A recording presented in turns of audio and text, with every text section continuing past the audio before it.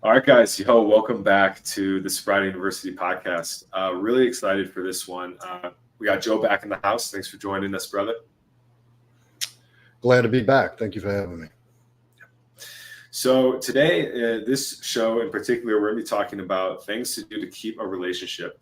Whether you're sober or you're not sober, this can apply to you. And these are things that what I've learned is are very important to understand, to keep the attraction alive, to keep the girl coming back, to keep sparks flying and stuff. Otherwise, as you may have experienced if you're watching this, they tend to exit. And we're going to kind of get into some of those reasons why women tend to leave relationships. So, um, Joe, I guess we'll start it off. We'll dive right into it. What were some of those big things that you learned and have learned on your journey that really made a difference in keeping attraction with women, keeping women around? It's fundamentally, like you said keep an attraction. Fundamentally, it's the fundamentals of attraction, and that's a displaying masculine characteristics to a feminine woman.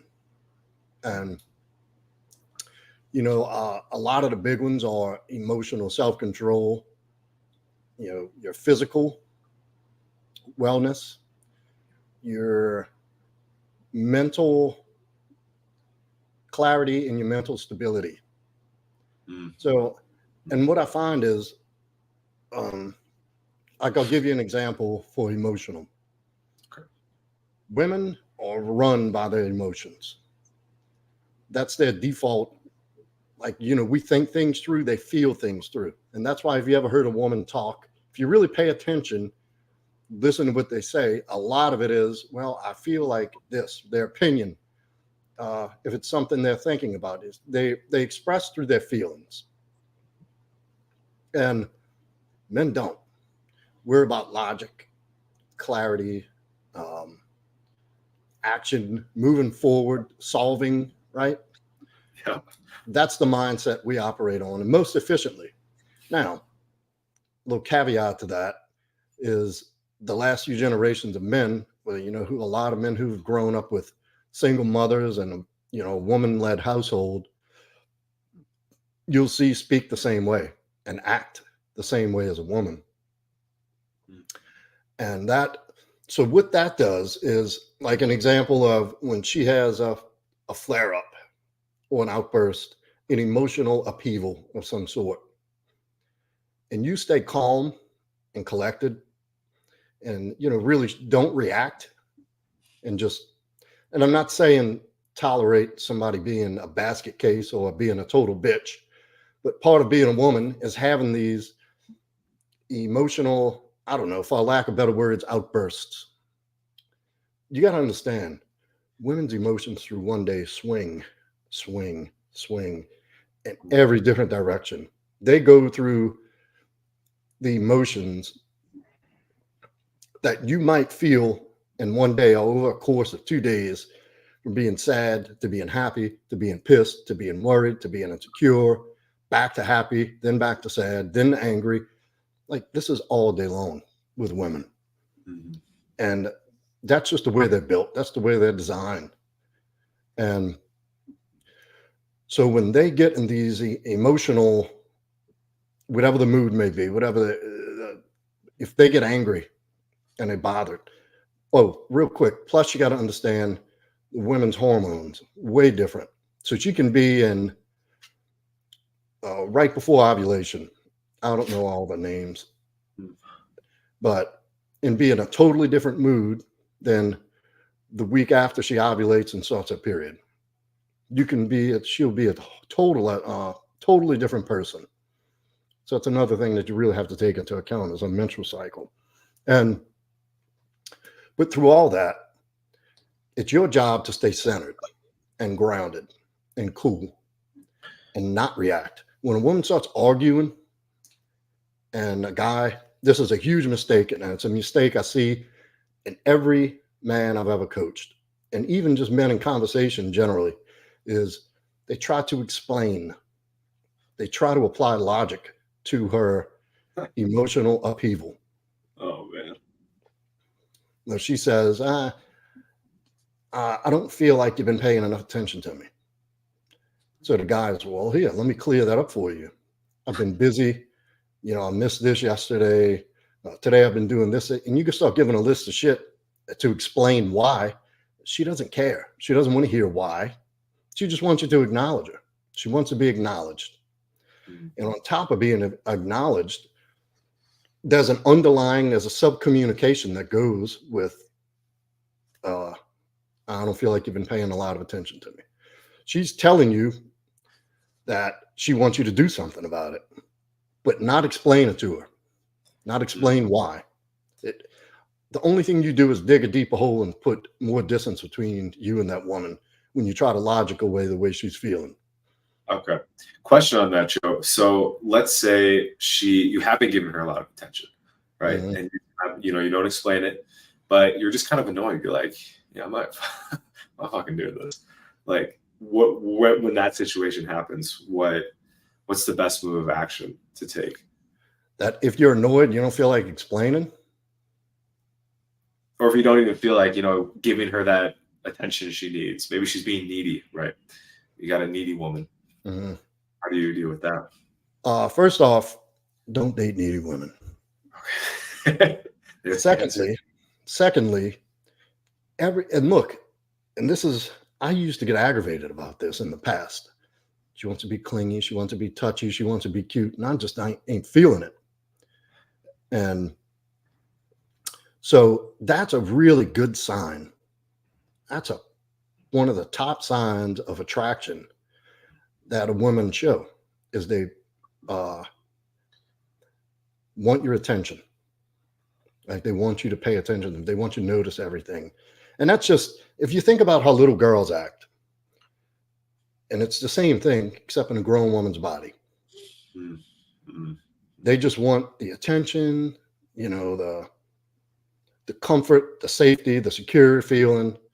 And that's where they garner that from. This is where they garner validation from your attention.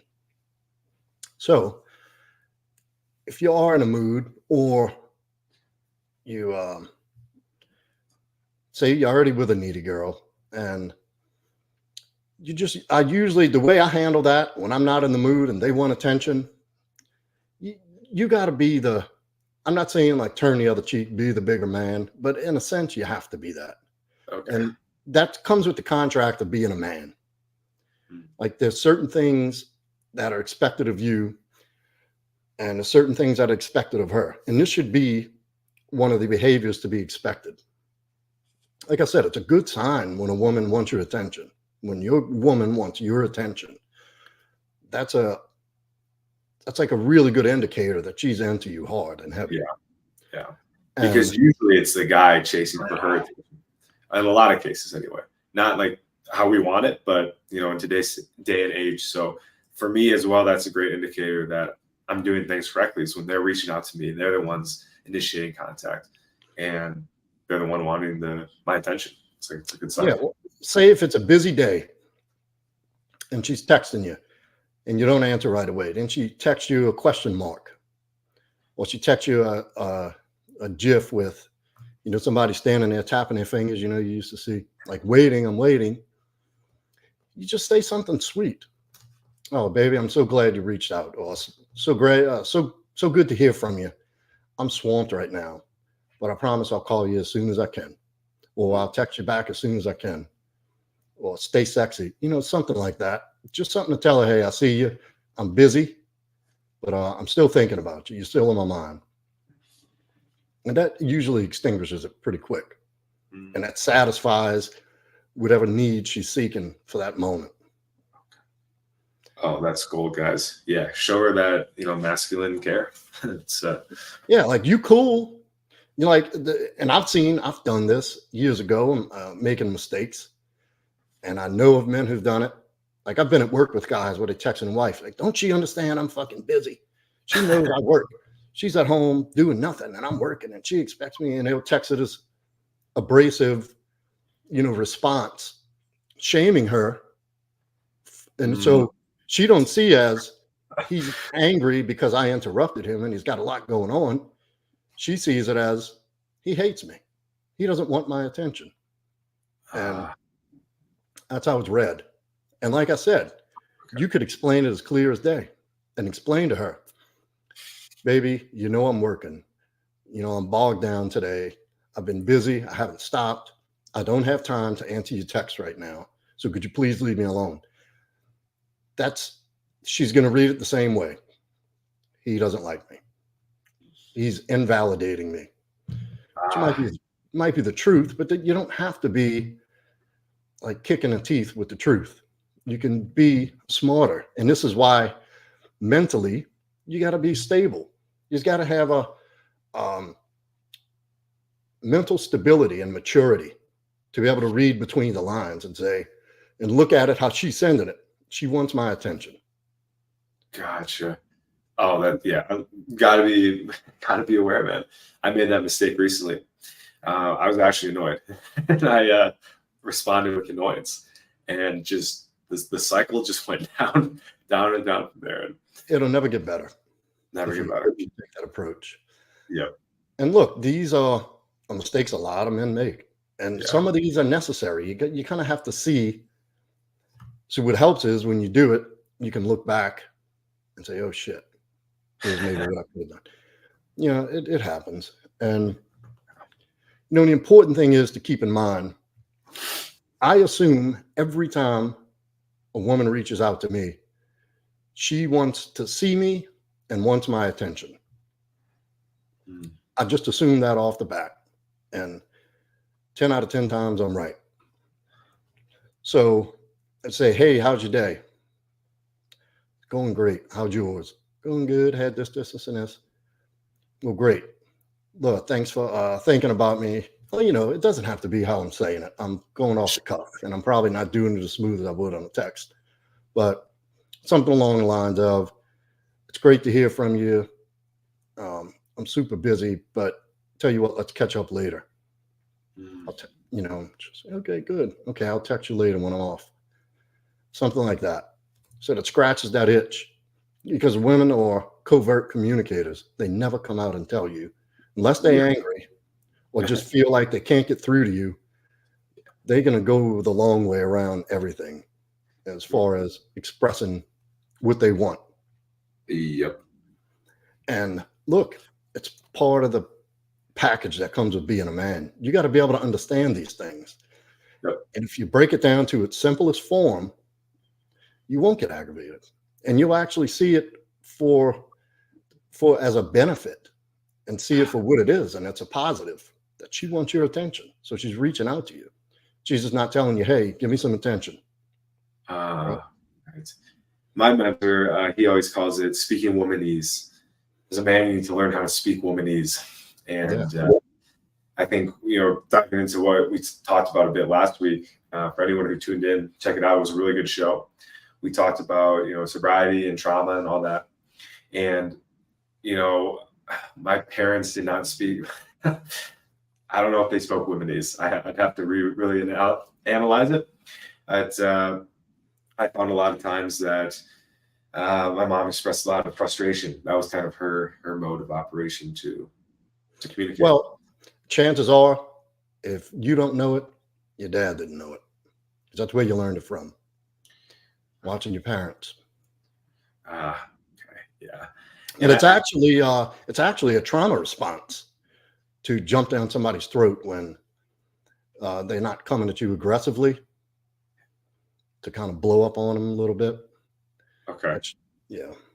Oh, and that's totally what I've done in the past with women. Like, if they do annoy me, and my dad would get annoyed as fuck, I get annoyed as fuck, and I forget that, like, being sweet. So I really appreciate that tip, Joe, and just remembering that, like, you're the man, you lead, and you lead with compassion and kindness, and learning to read between the lines of their communication, I think, is a huge tip.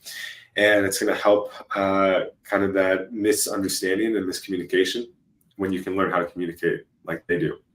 So emotional and mental acuity, recognizing the situation for what it is, being having acuity means to be able to look and see, what does this mean? Be able to logically, through deduction and experience and just paying attention, what does this mean? And reacting accordingly.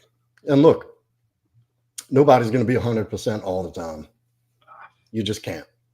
And Okay. there will be a time when you lose your shit a little bit. And I'm not saying go off like, insane, like a maniac and just blow up and explode.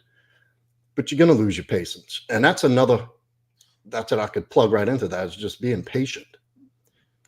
Because you're expected to be like the mountain.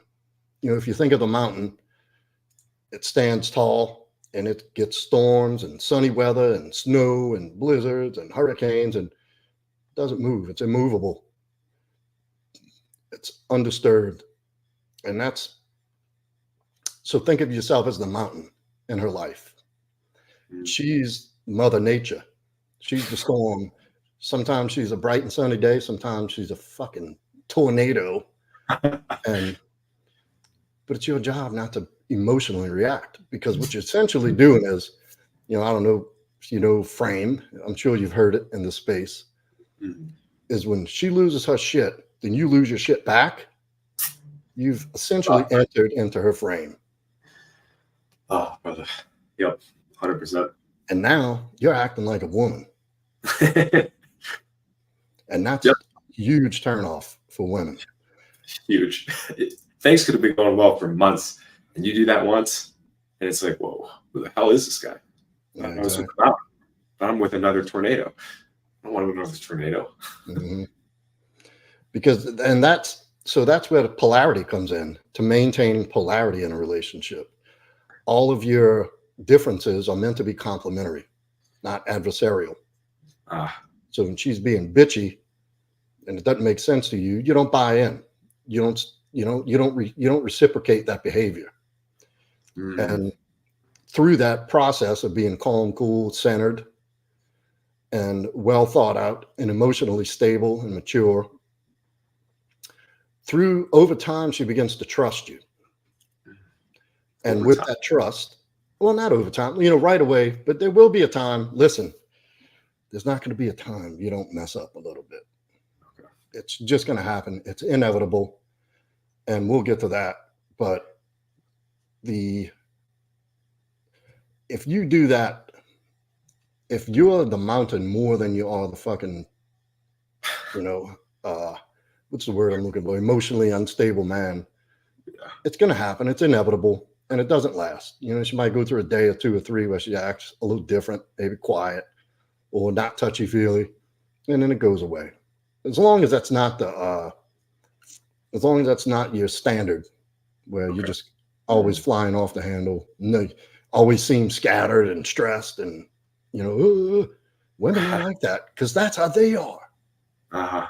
And that's the polarity. She wants to feel safe, that she can be that shitstorm and have a safe harbor and have a place to go relax. And when she sees you lose it, she can't trust that you're going to help her stay together. Yeah. And when shit gets bad, are you going to be able to handle it? Like, if you can't handle me throwing a hissy fit, what about when something really goes wrong? And it's not even something they're aware of. It's biological. It's biological. It's a primal mechanism set in there for them to rely and trust to you and look up to you. Yeah. There's a term, I know you've heard of it, Joe, a hypergamy, where they're always looking for the best man they can get. And that is a good gauge for their hypergamy. So when you satisfy that, when you satisfy their crazy, their hypergamy is satisfied because they know they're with the mountain. Now, when you're emotional and stuff, like you said, that hypergamy starts to get questioned, and they go, wait, Jeffrey from down the street, I don't think he gets moved off center when I'm upset. He seems pretty cool. Or the guy at work who gets picked on and teased a little bit, and he's like cool about it, laughs it off. Yeah, you got me. Or, has a smooth comeback, and he's like, well, fucking Kevin never gets riled up. Interesting. That's attractive. I think Kevin looked at me the other day. Yeah. Maybe I'll talk to Kevin tomorrow. And it's crazy, man. I'll share, guys, for you watching. I just had a mini relationship that I lost my center for sure. And I think a big part of it was I'm doing a bulk here with my roommate. And so I decided to eat sugar again. I was eating tons of sugar, tons of carbs, tons of junk food, just kind of gain weight. So my emotion, like I had no control over that. I lost it. I had some control over it, but that's a big reason. Like I preach sobriety is because I can stay grounded, I can stay calm, and I was watching TV too, so I was like just mentally not quite there, and I lost these things that Joe was talking about. I acted. That neediness came up, and that was a trauma that I had to work through. So, it was a blessing in disguise, but it came up, and things were going really well, and a little bit that crack started to show, and they started to pull back, and thankfully I caught it and learned the lesson and got back on track. But it may have been a little too late. So for me personally, I had to step away, realizing that okay, this is I gotta kind of recenter here and figure some stuff out. So I'm learning this too, and I think I appreciate you saying like everyone's going to make these mistakes. It's part of the game, and you can't really learn. You can watch YouTube videos all day, but until you've gotten the reps in, that's really when the neural pathways start to form, and the realization like, oh, they're not, these people on the internet, they're actually saying some truth here. So some people, not everybody. Not facts. Gotta be careful with that. So there's this guy I found recently that I recommend people checking out as well. Casey Zander. He really logically explains the way women operate. And then as well, I recommend checking out Joe over here. I binge watched some of your vids yesterday, I was telling you, and got a ton of value from it because it's just really important, especially as guys in today's day and age, and especially growing up with kind of that boomer generation that maybe wasn't so centered in their masculinity. It's good to have people that you can listen to really help ingrain those important beliefs and habits into your head that I know I didn't learn as a kid, and I'm having to learn now. So definitely check out Joe's stuff for some great info on relationships and stuff. So speaking of your content, a lot of stuff you talk about is called no contact. So a relationship ends, right? Either she pulls away and it's like kind of she's like, okay, I've had enough. Like this guy is not a mountain; he's a tiny little hill, and I need a mountain. Or the guy leaves. One of the two. What is this no contact, and how can you best utilize it to regain yourself as a man? Well, no contact. It's been pitched on the internet as how to get your ex back through no contact, and no contact strategy to get your ex back. And it's simply a healthy response when someone rejects you or puts you out of their lives. And look, guys, it's your responsibility to be that guy, the mature, centered, masculine man who leads, who provides, who protects. And you're not always going to get a woman who will appreciate that. And look, if you have an episode and she leaves or just completely pulls away and distances herself from you, that's not a quality woman either, Okay. And I'm all about accountability and having the mindset of everything is my fault, because I truly believe that. But with that comes the privilege and the wherewithal and the knowledge to know that everything's my fault, but everything else, the good stuff, is a result of me, right? Mm-hmm. So there's the comfortable balance. But so what was I asked? What was I answering again about them pulling away? Oh, no contact. Okay. So it's simply what somebody with a healthy self-esteem, self-respect, and self-love would do. If somebody said in so many words to unilaterally change the terms of the relationship, which is, I don't want you in my life anymore, is basically what it is, or my life is better off without you, then you simply grant them that with no pushback, no begging. Nope. So, and the no contact is you just cease contact from that moment on. Now, there is a small window when that's first being announced, and they're telling you, they're expressing that I don't want you in my life anymore, that you have an opportunity to say, hey, look, I don't want this. I want you to know You are very important to me. I realize some of the things I've done, and I'd like to work together to move through this and move forward. That's it. That's the only bit of offering you give. A lot of times it doesn't go like that if you're the fucking one with the most interest, and that's dangerous ground. But if she rejects you, and especially, you know, last time we talked about the traumas and the trauma responses and somewhat, but that is somebody who's mentally unhealthy and has a low self-esteem and a poor self-image. They're gonna run because, like, guys, we're solution oriented. What can I do to fix this? Calling her, texting her, sending her shit, showing up at her house. That's not the way to go. That's not that. She's not telling you try harder. Mm-hmm. She's not telling you do more. You don't try to pour love into something that you don't try to pour love into somebody who doesn't want it. Yes, dude. And it's an absolute repellent. So no contact is just you seizing contact when they ask for that. You know, and there's no exceptions. Her birthday, Christmas, you know, if she left a sock at your house, there's no reason to call her and tell her she's got a sock or go bring it to her. Nothing. Now, there's a responsibility if, you know, she has a lot of her shit there. But what you do in that time is you put a shit in a little box or a bag, and you set it outside, and you shoot a text.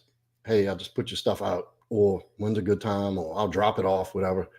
Then you just give her stuff back. You don't want to be petty. Say, well, you're not getting your makeup mirror back. And that toothbrush you brought over here is staying. Not like that. But after that, there's no contact. Now, if she reaches out to you, then yes. But then you only going to give her as much as she's given you. Mm. So if she reaches out, you know, a week later with the, hey, how are you? Doing great. How are you? Mm. And you don't even have to lie. You could say, you know, dealing with stuff, but overall okay. How are you? Mm. You stay on her level. Don't, you know, propel into, oh, I'm going crazy without you. I miss you so much. And I've been through 5 boxes of Kleenex. How are you? Yeah. I passed by your house last night and noticed your light was still on at 2 a.m. What's up with that? I like your sweater. Not a good look. Not a good look. Oh. But so that's, and if your goal is to get your ex back, you know, that's how you handle that. But you go into no contact, there's going to be a period of time where you're just fucked up and it sucks. You're depressed, you're anxious, you're angry, you're confused, you're replaying everything over and over. Oh, I shouldn't have said this when we were talking about this. And you're going over under a microscope everything you've ever did that you are aware of that was unattractive and unfavorable and just bad behavior and unhealthy things you may have responded with, and all of these things you could have done differently and should have done. When you had that conversation a year ago and she was telling you about the color of the bathroom and you shot her down, like, if I'd have just told her, yes, pink's the way to go, she might not have left me. And that's actually a small period of that is normal. It's completely natural. You're grieving at that point and you're in so much shock. Like, it's almost, you don't even understand what happened right away.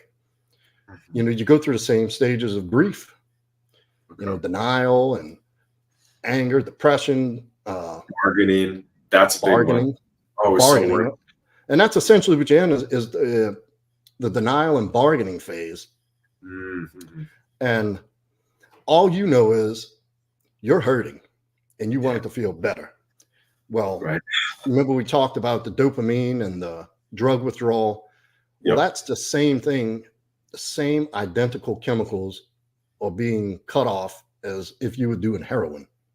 Mm-hmm. Same exact thing. It's an exact biological match. So you're going through withdrawals. For sure. You need a hit, and you need a hit fast because you're falling apart. And she's the hit you need. Bro. And so the initial reaction is to go chasing, to run full speed ahead.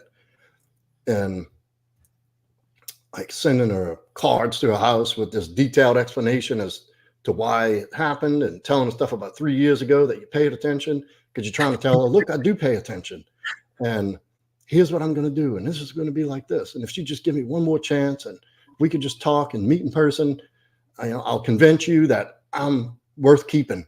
You'll see. And that's you going through that desperation phase, and that's when you really suffer with the anxiety, the attachment anxiety, and you just looking like it hurts and can physically hurt your body. Mm-hmm. And you displaying all kind of physical symptoms, diarrhea, insomnia, loss of appetite, or a complete swing where you eating everything in sight and like you can't think straight. You wake up and go to sleep thinking about this woman. And that's perfectly normal for a period of time. A well-adjusted, emotionally and mentally squared away guy is going to probably experience that for 2 to 6 weeks, maybe. And it's going to get less and less. And it can be any one thing that you experience that is like a trigger that reminds you of you and her's bond, that can almost reset it to make it like you're breaking up all over again. Oh, man. Yeah. So when it comes to relationships and you detoxing, cold turkey. Put it down, walk away, never look back. Let yourself, there's going to be a period of time where you got to let yourself ride that roller coaster. Okay. But what you also got to do is get to work. Then you got to start stacking W's. Stacking wins. Yeah. Amen. Because over the period of time, the months of healing, all those little bitty wins and actions and steps taken are going to add up. Yeah. And, if you watch my content, you'll see I preach to jump into the self-work. Yeah. Because you know what you did wrong. But also in the very beginning, you're so fogged because you're just taking total ownership of the breakup that you think you're responsible for everything that went wrong. Right. And you take on that, total ownership of the relationship going bad. And it's not true. But you're not going to see that in the beginning. And there's nothing me, you, or any other coach out there that's going to say to convince you otherwise. You're going to think you did everything and you ruined it. And so then you go in through that period of the heavy withdrawals, grief, and that's usually, you got to be really careful because that's that period where the destructive behavior usually comes in, hitting the drink, hitting the drugs, going out and fucking everything with a pulse, and like doing all these like out of whack things to soothe that pain. Yeah. So you got to be very diligent and aware of what you're doing. And then there's no better time, and I've told this to every guy that I've ever coached, that there's no better time to impart a huge shift and a moment for you to level up in your life from top to bottom, inside out, than when you have been heartbroken. And because you're full of determination, you're full of resolve. Yes, let's go. We got to do something big and drastic. Yeah. So that's when you pour yourself into the self-work, into wherever you're lacking mentally, wherever you're lacking emotionally, wherever you're lacking physically, financially, spiritually. Yeah. Like there's no better opportunity. And even through, sometimes it's just going to be going through the motions. You start developing habits, healthy self-improvement, self-love, self-respect. These little habits you're going to build over time. You're not even going to see the change. You're going to be the last person to see it. Wow. And it's going to be tested again at some point. Yeah. Depending on the person. I mean, there's this a good friend of mine who's in the space, Apex Mindset. You know him, huh? Heard of him. Well. Oh, yeah. So his synopsis is 2 months. As a healthy man should be over a breakup in 2 months. That's going to vary.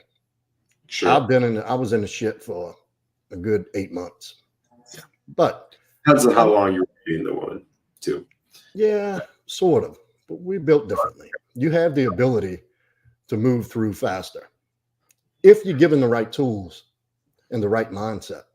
This is why I strongly encourage men to seek help, to go through a coach, a breakup coach like me. That's like my expertise, is walking men through this no contact process, especially in the beginning of a breakup. And what you'll notice is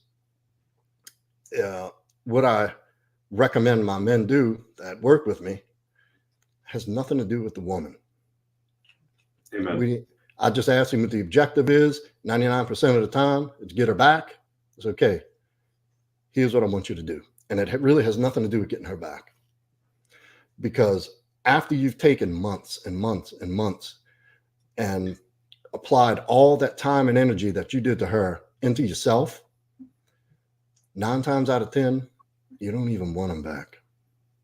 Bro. And that's the truth. Because you got to think, is she out there doing work? Is she out there taking this time to really reflect? And probably not. She's probably off dating another guy. And I'm really happy you brought that point up.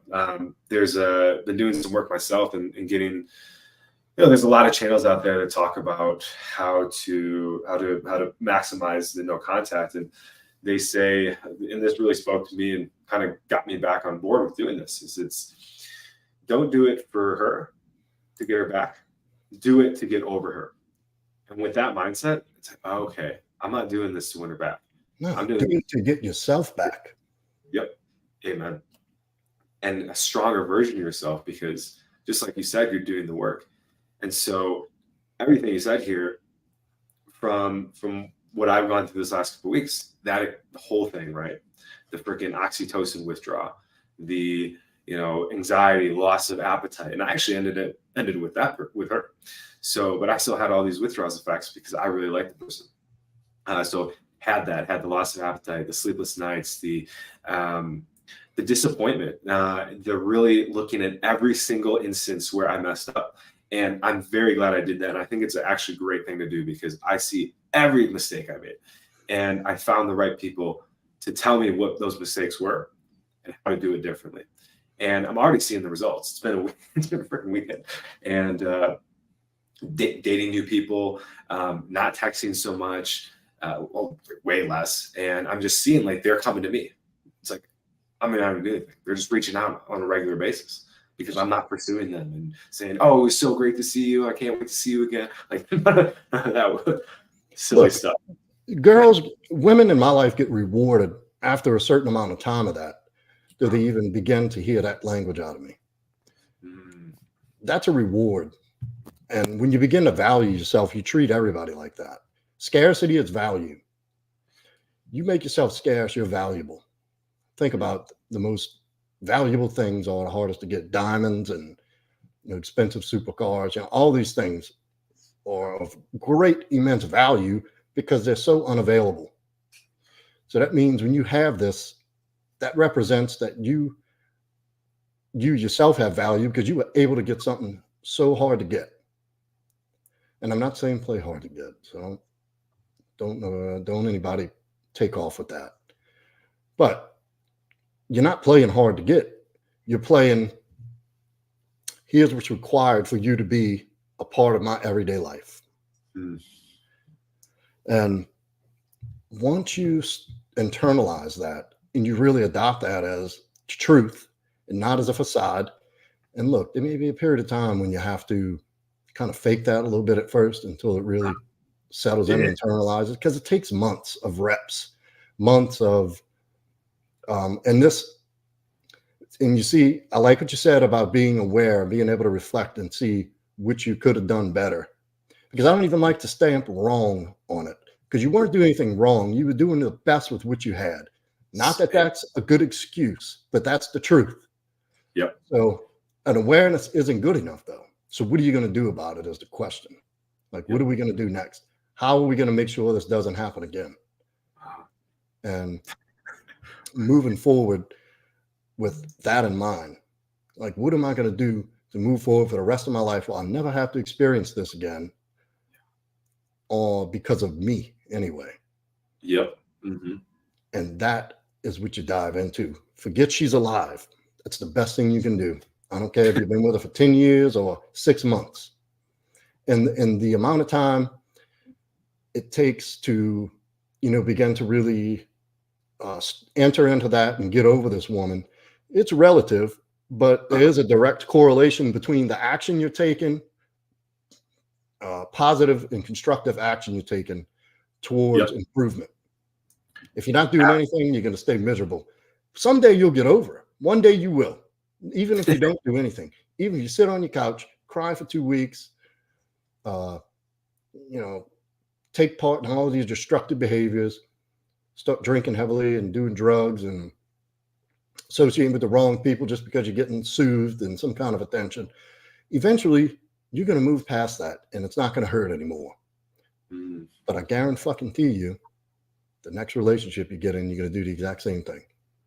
Yep. Unless you learn. Yep. Unless you do the work on that time off. Unless you do the work. Massive action immediately. And this is what I preach to my guys. Okay. Like this. And I even, on the first call we have, we kind of run through everything. I get the story. It's all very similar. The hows. Then my first question is, or do you take this seriously? Are you really ready to do the work? Because if not, I'm going to tell you now, you're wasting your money. Yeah, man. I can tell you just hang in there for 8 months and you'll feel better. It won't be any big deal. Or are you really ready to make a change? Because it takes work. Absolutely. It takes a lot of work, and it takes facing those demons. It's going through those dark nights of the soul, which we talked about last week, and facing things that maybe you never wanted to look at. Like really owning your behavior is a huge part of recovery, is learning how to take ownership of your part in things. And I think some great things to do are like get back in shape, right? So I was eating like shit. I've already lost most of that fat, and I'm like looking lean again. Great. Get out into nature, do stuff like that. Get into some places where you can be with your emotions and okay, so the mistake I've seen before is like, the guy's upset and they go just crying to all their friends about it, like literally crying. It's like, no, hey, we're human, right? We have a grieving process. We have emotions. We need to let that stuff out, but do it in a place where it's going to be you and you alone. Like, right, there's not people all around and you're making a scene. Do it where you can really be with yourself and the universe. And I did that last week. It was super powerful because, and I felt kind of weird about it. I'm like, I told my mentor, I'm like, hey, man, I went out into nature and I just felt sad. And he's like, yeah, that's like super masculine to do. You went to a place that you were comfortable in, that wasn't surrounded by people, and you felt like a human being. It's like, that's a beautiful thing. Well, it's reconnecting. We're from nature. We are nature. And this is what happens over time. Technology. Can you hear me well? Yeah. You're good. Is we lose that connection and we forget that. And one of the things I recommend, and this is like a to-do list once we start working together. First thing is journal. Second thing is get into the gym. Amen. Third thing, every day, even minimum 10 minutes, take a walk outside. I prefer barefooted somewhere. Obviously in the winter months, that might not be an option.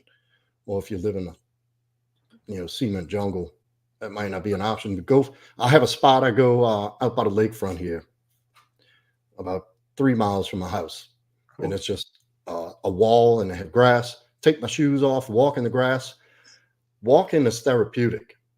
You see, walking forward, left foot, right foot, left foot, right foot, automatically turns on our problem solving.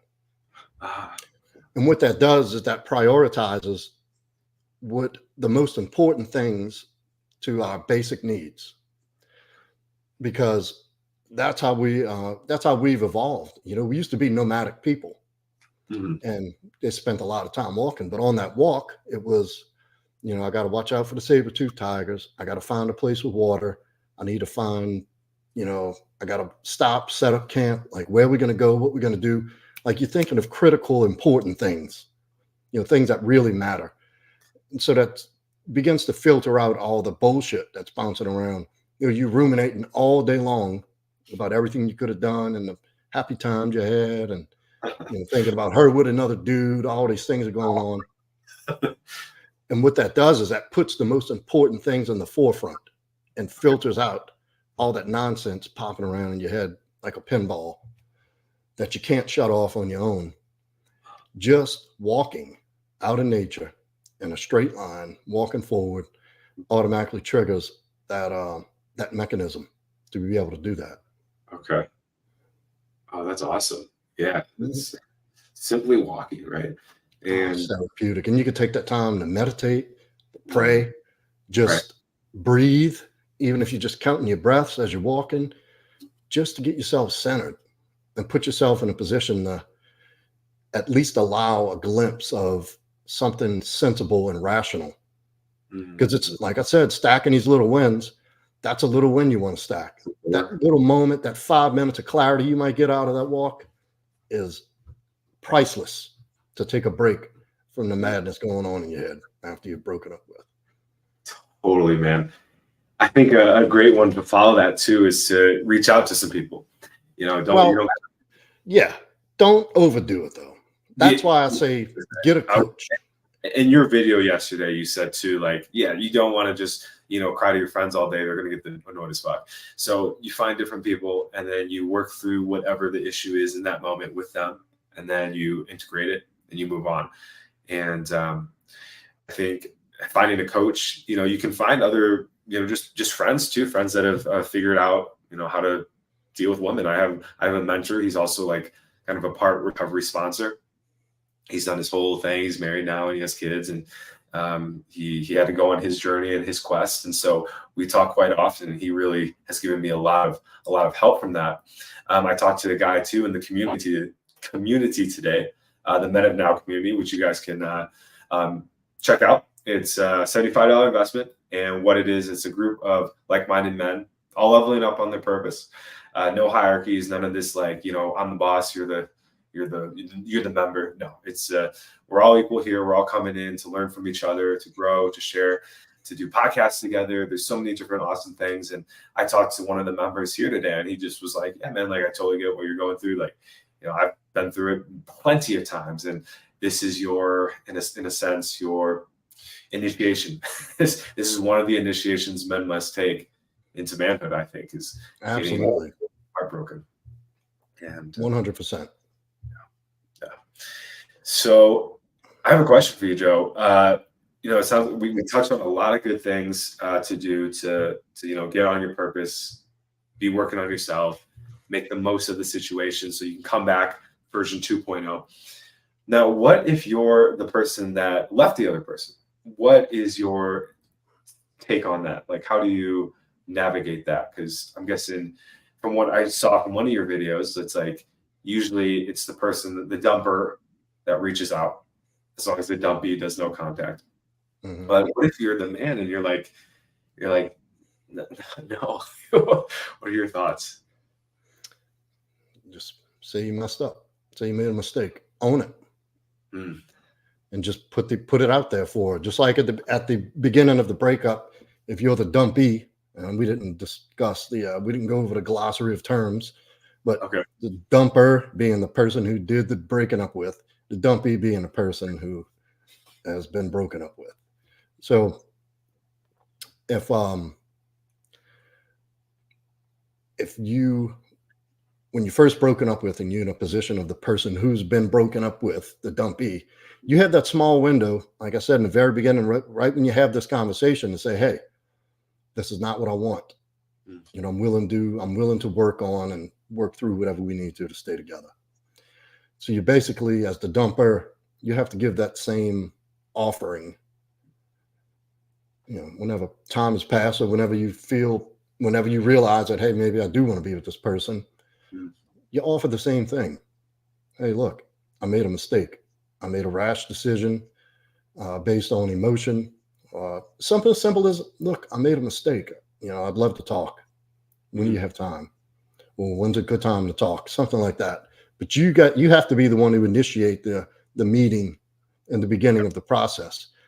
Then once you're back involved, and it would be the same thing as if I told somebody I was guiding someone who had been dumped. You got to take the lead there. You have to show, you have to be the one to pursue and arrange, and you got to take the lead to make your interests clearly known in the beginning until things catch and you can put the things back in balance where they belong, where, you know, she's reaching out to you more and showing more interest. It's that simple. And I really like that part where you said, like, as the dumper, if a really good test would be that if they do say in that short window, hey, like, you know, I want to make this work.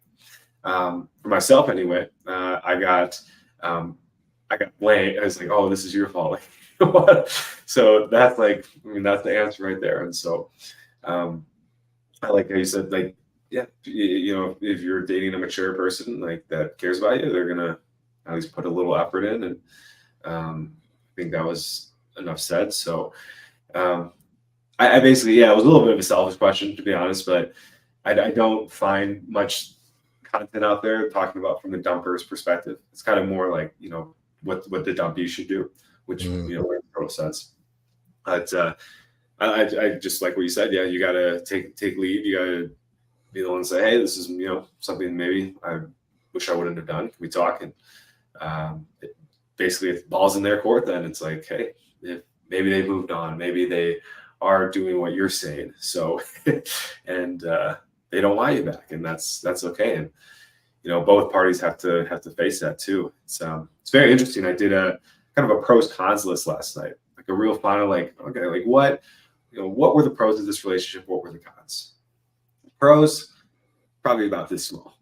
Sex, validation, intimacy, the hugs, all that stuff. Cons, list like this freaking big. And I'm just like, oh my God. So that leads into a good, the next part of here is spirituality. So what my sponsor and what other people in the program have been telling me is like, hey man, like, you know, turn this over to your higher power. Higher power has a plan for you. And this person very well might not be part of that plan. You might want it. Your ego might want it. Your wounding from childhood might want it. But what does the universe want for you? So how do you listen to that, Joe, for yourself? How have you gauged in the past what life's will, God's will is for you in dating and relationships? Well, first thing I do is pray. And then all the stuff that we talked about, this list of action steps that should be taken preceding the breakup. I pray and I meditate over that particular thing. I pray, God, you know, my prayers consist of God's will. So, give me your direction and will. Your will be done, not mine. And I mean, you could get specific if you want, but and just wait. And what I noticed is, and this is just like the manifesting and, you know, accepting and allowing, as these things will just start to come to you. Like you won't even be expecting it. And like, think about you and I meeting. Did you ever see that coming? I didn't know you. Nope. I didn't know you at all. And Not at all. I needed somebody to edit YouTube videos and maybe collaborate with. And you happen to be going through this at the same time. Explain that. So, and you know what? I was back at a point of where am I going to take my brand? Because I am a contractor and I do have a lot of time, but this work means so much to me that I didn't want to just completely turn my back on it. So I'm kind of stuck I'm a little wedged in right now as about which direction to go and how much effort, attention, and energy to give each one, and still being able to accomplish both, being able to help men and grow my business. So I prayed about it. And I shit you not, like a week later, Jaron hits me up on Instagram and said, hey, let's have a meeting about this course. You know, maybe we could do some collab. Cool. And then you were on the call, and that's that. That's amazing. So amazing. Vice And versa. that's the way it happens. That's exactly what I do, and that's the path I follow. I don't force things. Now, Yep. I'm not saying you sit on your sofa and meditate for bills to get paid and shit. That's not how it works. Right. But I don't force anything. But I do have a healthy awareness. And what you'll notice is the more you dive into recovery and self-improvement, you'll start to have this really sick intuition, and you'll start learning to trust yourself and trust your gut. That's a lot. I don't hear that talked about a lot in these men's spaces. Intuition, and it's real. Mm. So when what you start doing to see, and then when things are meant to align, and the people who come in and out of your life are meant to be there, and things align, it's easy. You don't have to force anything. You don't have to, deviate from who you are as a person, and you love and appreciate them for who they are as people, wholly. And that's how I do it. I pay attention for that. I'll tell you, I was finishing up a job back in June, and I had a little lagging time looking for work. So I have an old friend of mine, a buddy since we were 12 years old, grew up in the same neighborhood. And we started doing ironwork together back when we were 18 and 19. And he stuck with it. So he specializes in these metal buildings and sheet metal mechanic work and roofing. Like, he's a fucking masterful. He stuck with it. I didn't. And every now and then, every once in a blue moon, like if I'm going in between jobs or if I just want to take a break, I'll go work with him for a couple of days. And I get paid. All I have to do is put a tool belt on and go to work. And that's like a break for me. I don't have to call anybody. I don't have to answer questions. I don't have to make sure everybody's paid and this, that. I just go to work, and that's like a break. So we went out to this job doing a roof. A guy's building a log cabin home. And it started off initially, he needed 11 columns underneath the back patio of the house in order to start the roof. And there's these big 6x6 columns, like 9.5 feet tall, 11 of them. So he's like, can you come give me a price? So I went and gave him a price. I wrapped it up in like 2-3 days. Well, the day I was wrapping up, he came out there. He's like, I got to start this roof tomorrow. He said, you want to come help? So yeah, why not? I'm already out here, Well, through that, and before this, on that break, I prayed, God, what's next? What's the next best step to take? It's time to go back to work, try to find something else. So they're doing the roof. Well, the guy who owns the house came. It turns out he's been screwed over by this other contractor, and he needed somebody to come unfuck the work and put it back together right. So just the way shit happens for me.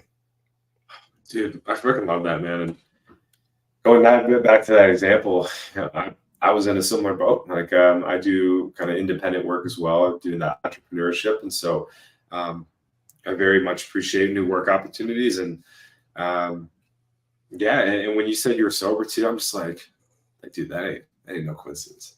Yeah. That ain't no coincidence, man. That's something else right there.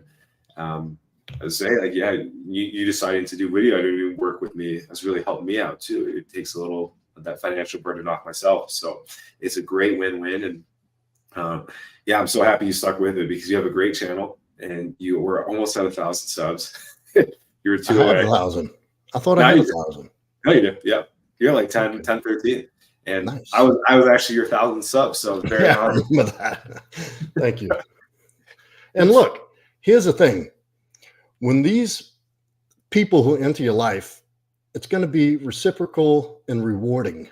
That's how you know that they fit. Now, I'm not saying, you meet a woman and y'all get along in the first week because, you have all this, puppy love type chemicals going on.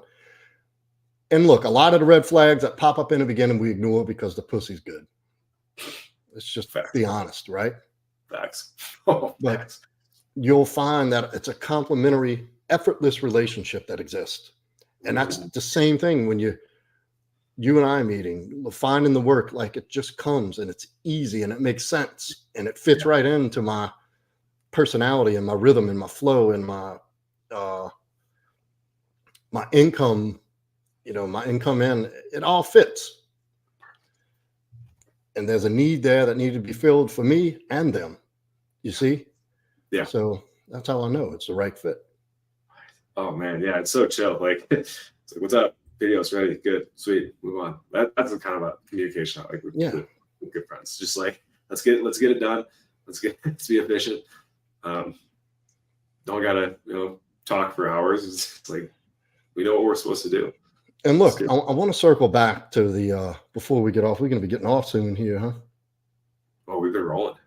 Well, let me circle back to something before we get too far away from it. Okay. About you said in that time of need, we were talking about being able to find somebody to talk to about the breakup and sort through shit. Sure. There's a lot of bad advice out there. You, Joel, happen to find somebody who's, very close to you that understands this stuff and understands women and masculinity and self-development and what that looks like and what to do. That's not an option for a lot of men. True. The only people I know that understand this as well as I do and live by these principles are my online friends. There's nobody that exists except for my son because of me that thinks like this, that talks like this, that acts like this, that values these same things and same truths that I value. Matter of fact, you'll get more pushback. I just met somebody about 2 months ago as a former SWIC. You know what SWIC is? The Navy SEAL boat teams. Mm-hmm.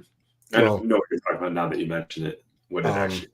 A guy I met at the gym. He's retired. He just retired. I'd been seeing him there for about 2 years. We fist bump, hello, what's up? But we really got into conversation. Matter of fact, we went shooting the last couple weekends at the outdoor range here. And this guy says the same stuff as I say and believes what I believe as far as a man's position. And it's something that he had to learn, something he went through the process. Okay. Another God moment. But other than that, there's nobody I can tell this shit to. I know people who ask their wives permission to go eat dinner. You know what I mean? And these are not people I associate with on a deep level, nor do I take them seriously. Because if you find a man in your life that is run by a woman, you can't trust them. Don't go into business with them and don't form a good friendship with them. You'll lose every time. That's for another day. But huge. So you're going to go talk to somebody. And this is why I say get a dating coach, somebody who's well-versed, who has not only experience in going through it, but experience in coming out of it and have learned and experienced this stuff over and over and over again, that has actually put this into practice, into their lives, and it's working out successfully. So you might go tell your married friend that, you're going to get some bad fucking advice. That's just it. And whatever you do, don't talk to women about it. You can vent to your mother, but don't take any advice seriously. And you got to be really careful who you're talking to, especially when you're that vulnerable. And I'm talking about even paid coaches can steer you in the wrong direction. Not everybody in the space is out for the betterment of humanity and mankind. Some people out here doing this just to make money. And they'll just go poach other people's YouTube videos and parrot the same shit to you, all fucked up, and put you in the wrong direction and put you in a worse position you were in before you started. So just be careful and selective with who you talk to and who you share this information with. And if you do have that one friend that you do everything with and knows everything about you, don't overdo it. You're just going to push people away. Because as much as people love you and much as people care, and I've been guilty of it, I just don't want to hear it anymore. My question is, okay, I understand, and I'll listen to a degree, but then I want to know, all right, what are you going to do about it? And that's how most men are. Yeah. Even the sissy boys will get tired of hearing it, and in the back of their minds, they don't know it, but they'll be thinking, all right, you complained about this enough. What are you going to do? Yeah. And that's why I say be very selective. And you investing that money and that time into a coach who could propel you forward is priceless. With 6 weeks of my sessions could do for you to change the course of your life. Because my goal is not to have a client for life. That's not my aim. My goal is to have a client. That's how you get a coach. who doesn't want to keep you for eternity. No, after a while, I'll start not want to mess with you because you just ain't getting it. My goal is to give you a plan of action to move forward that you can begin to take onto your own, put your own little personal, sprinkle your personal, I can't think of the word, but custom fit it to make your own, like a guide moving forward, a guide for life to move forward and be successful. And you to be able to implement that on your own, to self-coach. That's all I'm there for. I'm not there to solve all the world's problems for you, or tell you it's there. I'm there as a guide, more you could say. Like the jungle you just entered in and you can't find your way out. I've been through it. I blazed a trail. Matter of fact, now I got tree houses and the jungle's fancy. I have waterfalls. So I know how to navigate this territory. Very well versed. I think that's awesome, man. Yeah, let's recap that a bit. Yeah, finding a mentor and a coach that you can trust, like Joe here. That's an investment. That's an investment into yourself. Absolutely. And people make mistakes and coach, so you don't have to. Joe, I'll just say in this specific, Joe has gone through the shit, so you don't have to. And you could save 10 years from your life by signing up for coaching with yourself. 10 years. 10 years of problems and heartache and doing beta stuff and just like, oh my God, bro. Losing money, losing your family, breaking a family up, having kids with some psycho, and look, the effects are long reaching. And you can prevent that now. Like this is going to all be avoided. And you can have a successful path forward with women and yourself. Most importantly, yourself. Most importantly, yourself. The women will come when it's good in here. Oh, yeah. And that part about there's some people out there, there's some snake oils out there. So great advice on vetting who you have to coach. I mean, guys, you're coming to Sobriety University here. I say the same thing as Joe. Like, I want people in and out. I don't want to be, holding your hand for 20 years. I want you to be able to get to a point where you can coach other people. Like, that's where you should be strong enough to where shoulds. I want you to be strong enough to where if you choose to do that, you have the power to do so. Because just like me, I was at rock bottom, and now we're here. So in terms of coaching, there was a coach, dating coach I hired last year when I first got into coaching, and I had a call with them. I actually didn't hire this person, but I had the call with their team, and man, just commission breath like crazy. I was like, yeah, I don't think I can do it. He's like, why? I was like, bro, I'm not hiring you for dating coaching. And so I did hire a guy, and he was really good for me at the time, and he got me out and going. But I had to undo a lot of the stuff I learned from him because a lot of it didn't work. And I even talked today, like there's some texting stuff I'm working to overdo because I learned the wrong technique. So finding, some guys have too. Another great thing to find with a coach is someone that's not just going to fluff you up and boost your ego. That's going to tell you like what you don't want to hear and give it to you straight. Well, that's the dangers of hiring women coaches. Never do that. For God's sakes. Never. No. And they will teach you what to do from a female perspective. So we had a lady on that, I won't say her name, but I said she offered me a coaching session, and I said sure. And listened to this. I had the session, and she was telling me, I really think that you're not ready for a relationship, and you should just be by yourself for a few years. And I'm like, yeah, that's great advice for a chick, so that she can preserve her value. But for a guy, we need experience. So I just kind of nodded my head and said, okay, well, thank you for your time. Well, it's very cute of you to pick up on that and not act on what you said. Good God. I was in the moment, I was like, fuck, I don't want to do that. Yeah. Women have no position in life to help men. If you want to help a man, when you're in a relationship with him, be pleasant and compliant. And encourage him to do well. And have filthy sex with him whenever he wants. And that's the truth. I'm not even saying it as a joke. But yeah. Yeah, we're past the 5-minute mark, so we can go a little deeper. That's great, Joe. So where can people reach out to you for coaching for yourself? Can you put it in the chat? Can I? Yeah. Go ahead. It's proudmasculine.com. You can also Okay. follow me on Instagram at Right. proudmasculine. Of course, my YouTube channel, Proud Masculine. It's very easy. Very easy. Very easy to Okay. get a hold of me. That's awesome, man. You guys definitely reach out to Joe for some coaching, and you're gonna get some great advice and great feedback, and really learning how to take your masculinity to the next level. I know some could say, well, it's not masculine, that's got to be masculine. Hey, some of us, we didn't learn. All right. No, it's like going to try to walk on an NFL team with no experience. You're not going to get it. Like, you need some kind of coaching and guidance, at least in a direction to go in to start building.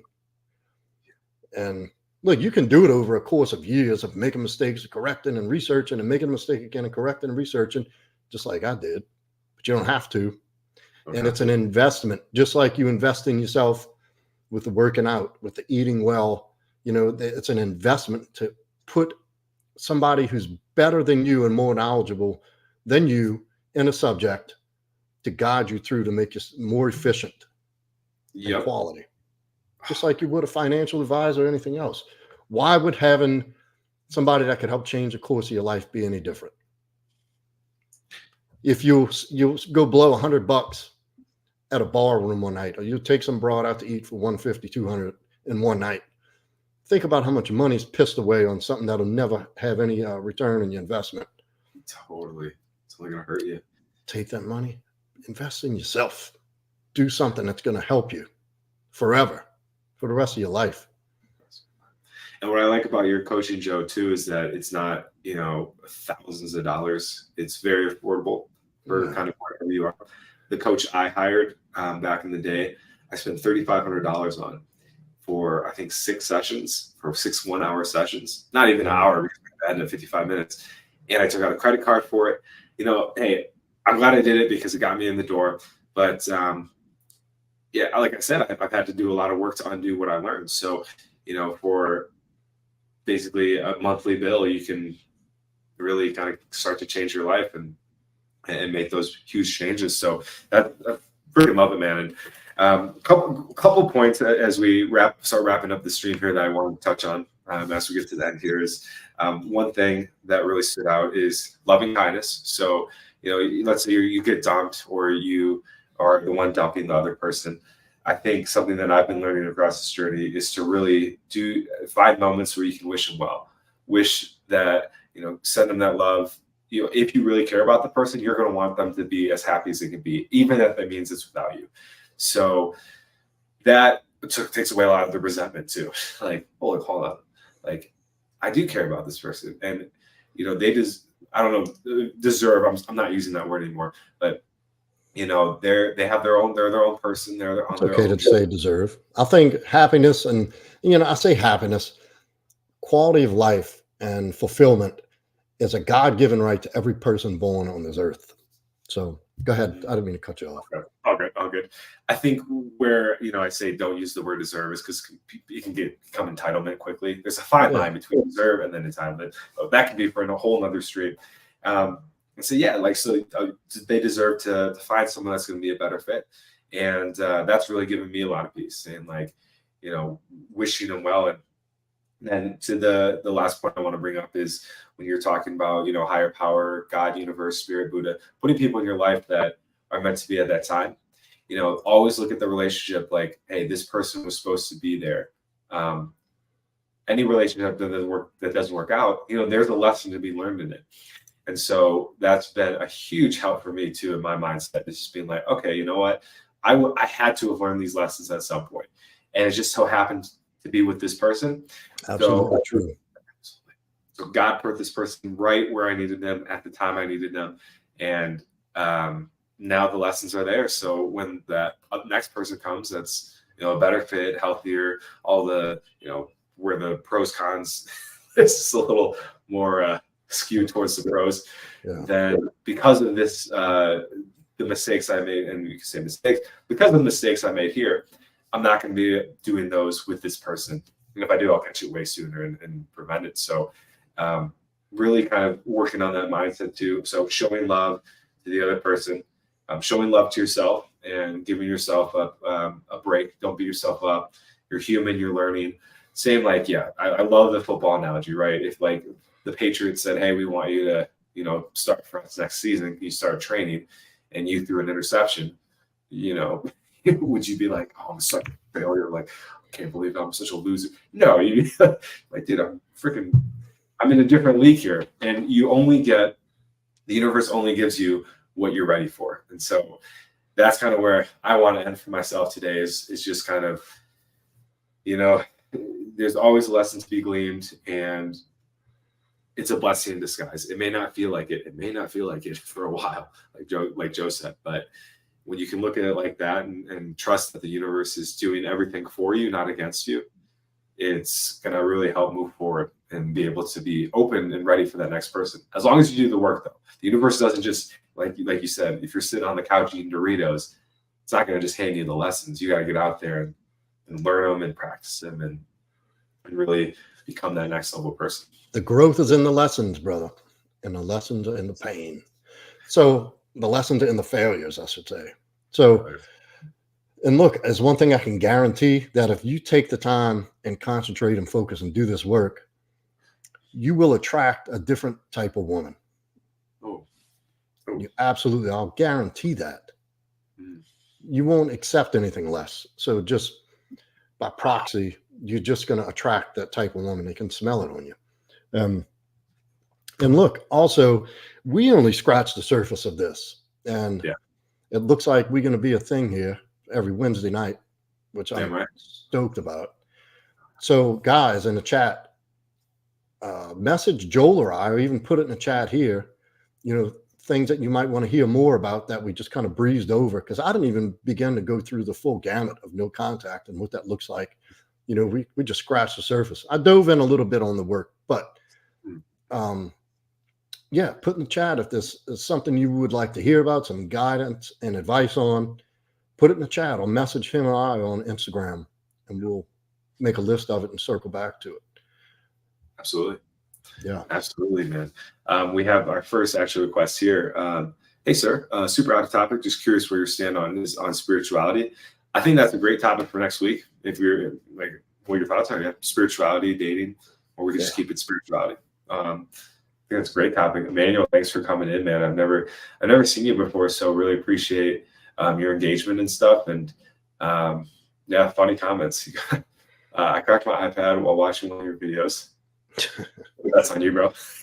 Own that shit. And then Sims, nice. Gotta pick up your balls, grow your worth. Yeah, okay, so you're a funny guy. And then Josh, dude, from Renegade Wingman, also part of the community, dude. Great to see you as always, man. Really appreciate you taking the time to come on.